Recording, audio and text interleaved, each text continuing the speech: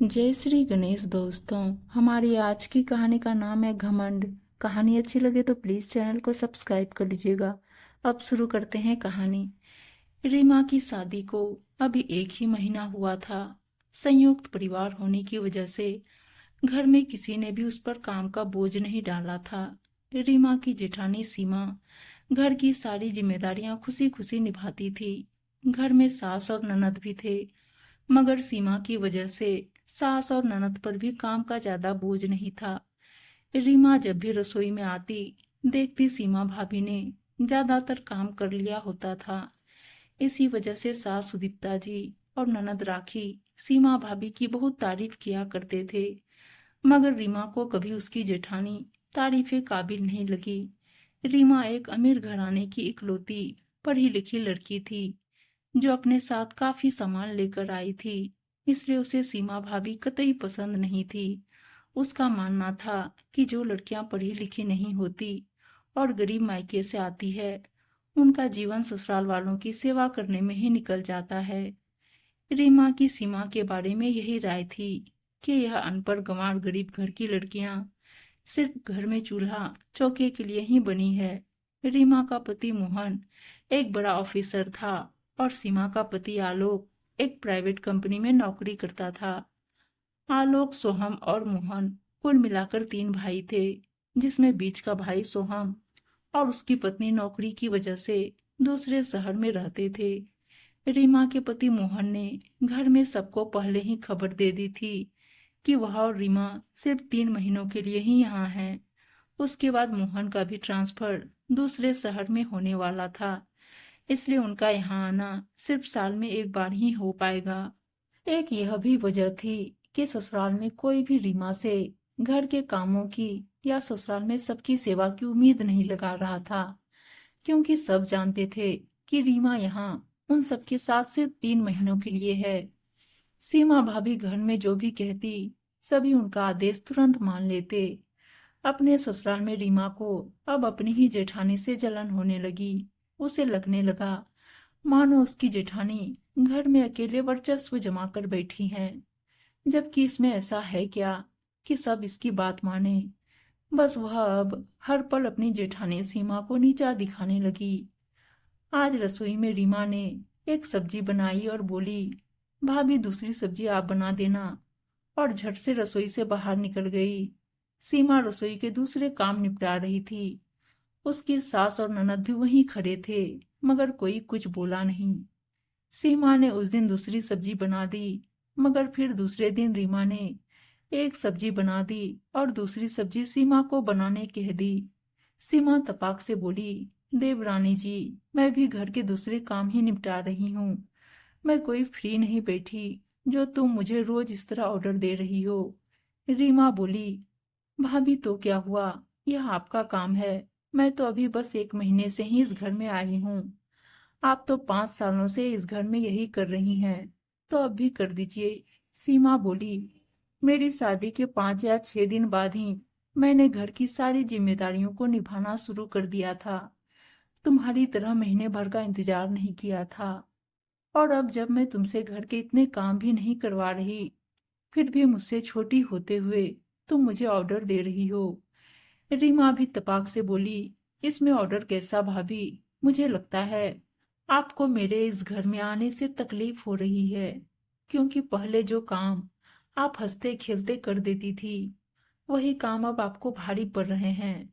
पहले तो दोनों सब्जियां आप ही बनाती थी, अब एक बनाने में भी दिक्कत हो रही है आपको। सास और ननद भी सारा तमाशा देख रही थी, मगर दोनों चुप थी। सीमा को सास ननद का यूं चुप रहना बहुत बुरा लगा और वह बोली, छोटी, अगर तुम यह सब करके मुझे झुकाना या दबाना चाहती हो तो कान खोलकर सुन लो। मैं इस घर की बड़ी बहू हूँ और इस घर की सारी जिम्मेदारियों को अच्छे से निभाती हूँ। मैं तुमसे दबकर नहीं रहने वाली, समझी? और आज दूसरी सब्जी तुम ही बनाओगी। 2 सब्जी बना दोगी तो घस नहीं जाओगी। बोलकर सीमा गुस्से में अपने कमरे में आ गई और उसकी आंखों से झरझर आंसू बहने लगे। सीमा अतीत के उन गलियारों में खो गई जब वह शादी करके इस घर में आई थी। सास और ननद ने कोई खामी नहीं छोड़ी थी सीमा को परेशान करने में। शादी होते ही सीमा पर घर की सारी जिम्मेदारी डाल दी। सीमा को हर काम के लिए ताने उल्हाने दिए जाते, फिर भी सीमा किसी बात का उल्टा जवाब नहीं देती थी। सीमा के मंझले देवर सोहम की शादी सुरेखा से हुई थी। सुरेखा खुद नौकरी करने वाली लड़की थी, जो महीने के 50,000 अपनी नौकरी से कमाती थी। घर में वह ज्यादा काम नहीं कर पाती थी, क्योंकि उसे सुबह 8 बजे अपने ऑफिस के लिए निकलना होता था और वह रात के 8 बजे तक वापस घर आती थी। सास और ननद सुरेखा भाभी के आगे पीछे घूमते थे और सभी रिश्तेदारों में कहते फिरते कि हमारी मंझली बहू महीना 50,000 कमाती है। और बड़ी बहू सीमा, जो कि दिन भर सबकी सेवा करती, उसकी इस घर में कोई इज्जत नहीं थी। वह बस कोल्हू के बैल की तरह पूरे दिन भर काम करती रहती। आज काम करने के दौरान सीमा की कांच की चूड़ियां टूट गई थी, इसलिए बाहर जैसे ही चूड़ी वाले ने आवाज दी, चूड़ियां ले लो चूड़ियां। सीमा भागकर बाहर चूड़ी खरीदने आई तो देखा कि उसकी सास और ननद पहले से ही वहां खड़े थे और सुरेखा के लिए चूड़ियां पसंद कर रहे थे। जबकि सुरेखा कहे जा रही थी, मम्मी जी मुझे ऑफिस जाना होता है, तो मैं वैसे भी चूड़ियां नहीं पहन पाऊंगी। मगर सुदीप्ता जी ने जबरदस्ती सुरेखा को नई चूड़ियां दिलवाई, जिसे लेकर सुरेखा अपने कमरे में चली गई। सुदीप्ता जी ने जब देखा कि सीमा भी बाहर चूड़ियां लेने आई है, तो वे गुस्से से बोली, तुम्हें क्या जरूरत है चूड़ियां खरीदने की? कमाती तो 1 रुपया नहीं, और खर्च करना जरूरी है महारानी को। उसके हाथ में टूटी हुई चूड़ियां देखकर भी सुदीप्ता जी ने उसे नई चूड़ियां नहीं खरीदने दी। सुदीप्ता जी का यह भेदभाव सीमा को अंदर तक कचोटने लगा और उसने रात को अपने पति आलोक से सारी बात कही। आलोक भी अपनी माँ और बहन के कारनामों से अनजान नहीं था, इसलिए उसने हमेशा के लिए यह घर छोड़कर जाने का फैसला किया। सुदीप्ता जी को बेटे बहू के जाने का कुछ भी अफसोस न था। उन्होंने आलोक और सीमा को रोकने तक की कोशिश नहीं की, बल्कि सुदीप्ता जी सीमा से बोली, मेरे पास एक कमाने वाली बहू है, अभी तुझे क्या लगता है तू चली जाएगी तो इस घर के सारे काम रुक जाएंगे? किसी के चले जाने के बाद भी कोई काम रुकता नहीं है, समझी? जैसे ही यह बात सोहम और सुरेखा को पता चली, उन लोगों ने तुरंत भाई भाभी को रोका और सुरेखा बोली, भाभी आप इस घर की बड़ी बहू हो, आप इस घर को छोड़कर कैसे जा सकती हो? मैं नहीं जानती थी कि मम्मी जी मुझे मेरी नौकरी की वजह से इतनी इज्जत देती हैं। और मम्मी जी, आप मेरी जिस नौकरी पर इतरा रही हो, अगर भाभी ने घर छोड़ा तो मैं वह नौकरी भी छोड़ दूंगी, क्योंकि भाभी ही वह शख्स है जिन्होंने अब तक हम सभी को दिल के मजबूत रिश्ते से बांधे रखा है। अगर आप मेरी नौकरी की वजह से भाभी को इतना सुनाती हो, तो ऐसी 100 नौकरियां भाभी पर कुर्बान। सोहम भी अपने भैया के लिए बोला, भैया आप हमें छोड़कर नहीं जा सकते। माँ ने भाभी को अब तक बहुत प्रताड़ित किया है, जिसकी सजा उन्हें जरूर मिलनी चाहिए। हम चारों को यह घर छोड़कर चले जाना चाहिए। छोटे भाई और उसकी पत्नी का अपने बड़े भाई भाभी के लिए यह प्यार और सम्मान देखकर सुदीप्ता जी को भी बड़े बेटे और बहू के सामने झुकना पड़ा। उन चारों ने मिलकर आज एकता का परिचय दिया था। आखिर भाई भाई का तो खून का रिश्ता होता ही है, पर देवरानी जेठानी में भी दिल का रिश्ता होता है। यह बात आज दोनों जेठानी देवरानी ने साबित कर दी थी। उस दिन से घर में सीमा भाभी के लिए सास और ननद में भी प्यार और सम्मान बढ़ गया था, और अब घर में सभी सीमा का कहना मानते थे। सीमा पहले से ही समझदार और होशियार थी, मगर उसकी कद्र घर वालों को बाद में समझ आई थी।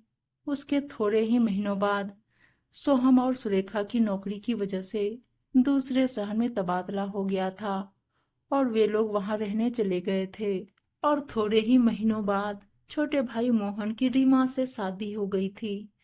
रीमा का यूं हर पल सीमा को नीचा दिखाने की कोशिश करना सीमा को बहुत चुभने लगा था। वैसे ही सीमा बहुत परेशानियों से पहले गुजर चुकी थी और काफी समय तक उन सब में जूझती रही थी। जहां एक देवरानी ने सीमा भाभी की कदर पहचान कर घर वालों को उनकी अहमियत बतलाई थी, वहीं दूसरी देवरानी आकर फिर से सीमा को नीचा दिखाना चाहती थी। सीमा ने अपने ससुराल से हमेशा दिल से रिश्ता निभाया था, तभी तो सभी का वह इतना ध्यान रखती थी। मगर उसके इस त्याग और समर्पण को आज की लड़कियां गंवार और कम पढ़ी लिखी समझकर उसका अपमान करना चाहती थी। खैर, सीमा को दुख तो इस बात का था कि घर में सभी जानते हैं कि मैंने इस घर के लिए कितने त्याग और समर्पण किए हैं, फिर भी कोई रीमा को कुछ कह नहीं रहा। 5 सालों की शादी के बाद अब सीमा भी चुप रहने वाली नहीं थी। यह उसके आत्मसम्मान का सवाल था। आलोक ने आवाज लगाई तो सीमा की तंद्रा टूटी। आलोक ऑफिस से आ चुका था। सीमा आलोक को खाना देने बाहर आई तो देखा कि उसके कहने के बावजूद भी रीमा ने अपनी ही मनमानी की थी। उसके साथ सुदीप्ता जी दूसरी सब्जी बना रही थी। सीमा बोली, मम्मी जी, मेरी शादी के बाद तो तुरंत आपने पूरे घर की जिम्मेदारी मुझ पर डाल दी थी, फिर रीमा से आप क्यों कुछ नहीं कहती? वह तो एक की दो सब्जी तक नहीं बनाना चाहती, जबकि वह भी नौकरी नहीं करती, मेरी तरह घर में ही रहती है। सुदीप्ता जी बोली, जाने देना बेटा, वह कुछ ही महीनों में यहाँ से चली जाएगी, इसलिए जैसा चल रहा है चलने दे। सीमा बोली, मम्मी जी, रीमा हर पल मेरे आत्मसम्मान को ठेस पहुंचा रही है और आप कह रही हैं जैसा चल रहा है चलने दे। मम्मी जी, अब अगर एक और बार उसने अगर मुझे नीचा दिखाने की कोशिश की तो मैं चुप नहीं रहूंगी। थोड़ी देर बाद घर में सभी लोग साथ में रात का खाना खा रहे थे। तब रीमा अचार खाते हुए बोली, मम्मी जी, यह अचार तो जरूर सीमा भाभी ने ही बनाया होगा, क्योंकि मैंने देखा है जो औरतें ज्यादा पढ़ी लिखी नहीं होती वही इतना स्वादिष्ट अचार बना सकती है। सीमा यह सुनते ही तुरंत अपने कमरे में गई और अपनी सारी डिग्रियां लाकर रीमा के सामने रख दी। सीमा बोली, रीमा, मैंने पीएचडी कर रखी है, यह देखो। रीमा ने जब सारी डिग्रियां देखी तो उसके होश उड़ गए, क्योंकि सीमा ने तो रीमा से भी ज्यादा पढ़ाई कर रखी थी। और तुम्हें क्या लगता है मैं गरीब मायके से आई हूँ? तो तुमको बता दूं कि मेरे पापा ज्वेलर्स के व्यापारी हैं। मेरे पति एक प्राइवेट कंपनी में नौकरी करते हैं और तुम्हारे पति अफसर हैं। मगर क्या तुम जानती हो, मेरे पति की तनख्वाह तुम्हारे पति से ज्यादा है। रीमा को यह सब सुनकर झटके पर झटका लग रहा था, क्योंकि वह इन सब बातों में से कुछ भी नहीं जानती थी। हाँ, मैंने कभी शादी के बाद ना अपने मायके के पैसों का रोब दिखाया और ना ही अपनी पढ़ाई का रोब दिखाया। अपने आप को ससुराल, पति और बच्चों के लिए समर्पित कर दिया, जिन्हें तुम आजकल की लड़कियां गंवार समझती हो। शायद तुम नहीं जानती कि मेरे जैसी बहुत सी लड़कियों ने अपने परिवार के लिए अपने खुशियों का त्याग किया होता है। रीमा उस समय तो चुप हो गई, मगर दूसरे दिन फिर वह अपना घमंड दिखाने लगी। रीमा उस दिन रसोई में सबसे बोली, मुझे इस घर में बराबरी का हक चाहिए। सीमा भाभी की इस घर में जरूरत से ज्यादा ही चलती है, जो मैं बर्दाश्त नहीं कर सकती। सीमा ने अब फैसला ले लिया था। वह बोली, मम्मी जी, मैं चाहती हूँ कि इस घर का बंटवारा कर लिया जाए। रीमा को हमारे घर का एक फ्लोर दे दिया जाए, ताकि वह वहां खुशी खुशी रहे और जब भी यहाँ रहने आए उसकी रसोई अलग बनाए, ताकि उसे भी समझ आए कि पका पकाया खाना कितना आसानी से मिल जाता है, मगर खाना बनाने में कितनी मेहनत करनी पड़ती है। सुदीप्ता जी ने बोला, छोड़ो सीमा, अब वह तो छोटी है, कुछ भी बोलती है, मगर तुम तो घर की बड़ी बहू हो और समझदार भी हो। ऐसा कुछ भी बंटवारा नहीं होगा इस घर में। मम्मी जी, सारी समझदारी का ठेका सिर्फ मैंने लेकर नहीं रखा, यह मत भूलिए कि आप लोगों को तो यहाँ मेरे पास ही रहना है। यह तो चली जाएगी दूसरे शहर। मैं तो कहती हूँ आप लोग भी बीच बीच में वहां जाकर रहना। बराबर का हक चाहिए तो जिम्मेदारी भी तो बराबरी की निभानी पड़ेगी। सीमा बोली। उतने में रीमा के पति ने उसे साइड में ले जाकर समझाया, भाभी ने तुम्हें कभी कुछ नहीं कहा रीमा, मगर तुमने उनसे दुश्मनी मोल लेकर अच्छा नहीं किया। यदि हमारा फ्लोर यहाँ अलग हो गया तो जब भी हम यहाँ अपने घर आएंगे तुम्हें पहले पूरी सफाई करनी पड़ेगी, घर को साफ करना पड़ेगा और फिर अलग से खाना भी बनाना पड़ेगा। मम्मी पापा भी वहां रहने आएंगे और तुम्हें उनकी भी सेवा करनी पड़ेगी, जो तुम्हारे बस का नहीं है। अब भी देर नहीं हुई, भाभी से माफी मांग लो। भाभी दिल की बहुत अच्छी है, वे तुम्हें माफ भी कर देंगी। रीमा भी समझ चुकी थी कि उसने अपनी भाभी से पंगा लेकर अच्छा नहीं किया। रीमा ने सीमा भाभी से माफी मांगी और सीमा ने उसे माफ भी कर दिया। सीमा बोली, रीमा मेरी तुमसे कोई दुश्मनी नहीं है, तुमने ही बेवजह मुझे अपना दुश्मन बना लिया। मैं अब तक सास और ननद से दबती आई थी, फिर मंझली बहू ने आकर मेरा खोया आत्मसम्मान मुझे वापस लौटाया और अब मैं अपनी छोटी देवरानी से दबकर नहीं रहना चाहती थी, इसलिए मुझे यह सब करना पड़ा। रीमा बोली, भाभी वैसे भी अंत में जीत आपकी ही होती, क्योंकि आपने हर रिश्ते को दिल से निभाया है और मैंने बस मतलब से। आपसे मुझे बहुत कुछ सीखने मिला है। भाभी मैं आपका यह एहसान कभी नहीं भूलूंगी। दोस्तों, आजकल की कुछ लड़कियां पहले की उन औरतों को गंवार समझती है जिन्होंने अपने घर के लिए अपनी डिग्रियां रद्दी बना दी, मगर शायद वे यह नहीं जानती कि यह औरतें तो अपनों के लिए जी रही होती हैं, अपने लिए नहीं। यही औरतें हैं जो दिल से रिश्ता निभा रही होती हैं, मतलब से नहीं।